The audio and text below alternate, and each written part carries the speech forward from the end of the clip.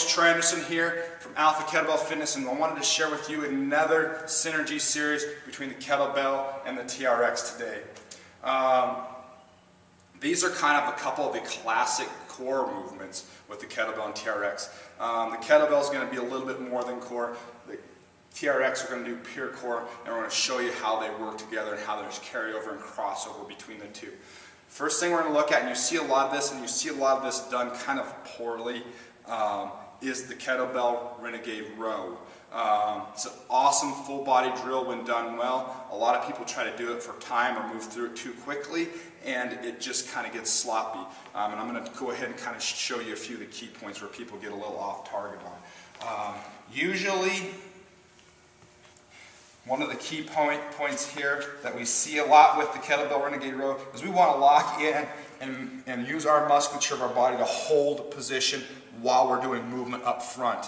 And that's what makes this a massively valuable, but also a very challenging exercise. So one of the things you'll see here, I'm going to turn face on so you can see right over my back, that happens with the Kettlebell Renegade row is this torquing over as such. Torquing over as such.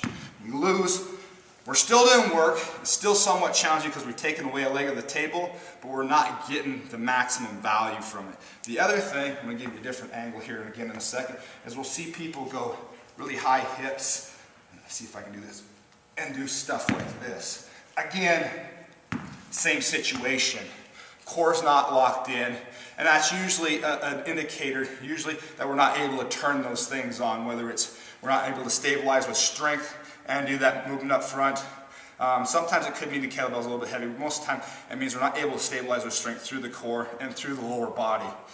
So what a Kettlebell Renegade row should look like, hopefully I can give you a good demo of this. So we're locked in, lower body, we're going to grab on. You can see, sometimes you'll have discrepancy side to side. Sometimes you just got to wait and let things get turned on a little bit. So that's what it should look like. Nice, even, steady. The main thing that's doing movement is the arm that's doing the row. We're locked in and holding from our upper back and lats. Glutes are squeezed, core is engaged, and we row up. Okay? So if we've assessed kind of the problem that we got there, let's take a look at the TRX to help us solve that problem. So, awesome TRX drill is something we call the body saw. So, actually, I need to do that this other way. Oops. Actually, I'm just going to turn around and do it as such. Make it easy for myself. So, the body saw may look very familiar as just a plank position, as such, right? Awesome. But what we're going to do, so again, you can already see the similarities between, I'm in this plank position, I was in the top of a push-up position, and all we're going to do from here is we're going to super engage. We don't want to point the toes as such, we're going to try to bring them to neutral, even things out. And what we're going to do is just stay locked in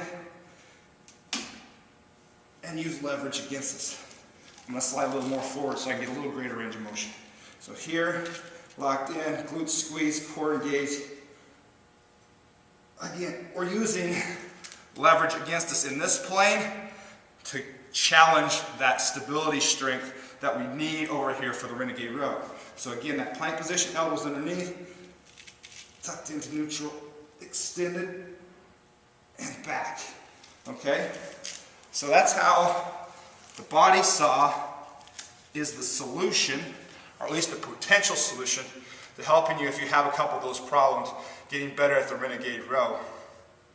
So you can see how you can alternate those, practicing your Renegade rows, and there's some progression steps to that, but if you just identify those as being the weakness, being in that suspended position, again, we've taken a little bit of the leg away from the table, which is very similar, it's just a different leg than the Renegade row versus the body saw. We've taken the lower legs away from the table, and we've worked leverage against our core to help that stability without dipping or arching or rotating, to help engage that core, turn on that musculature.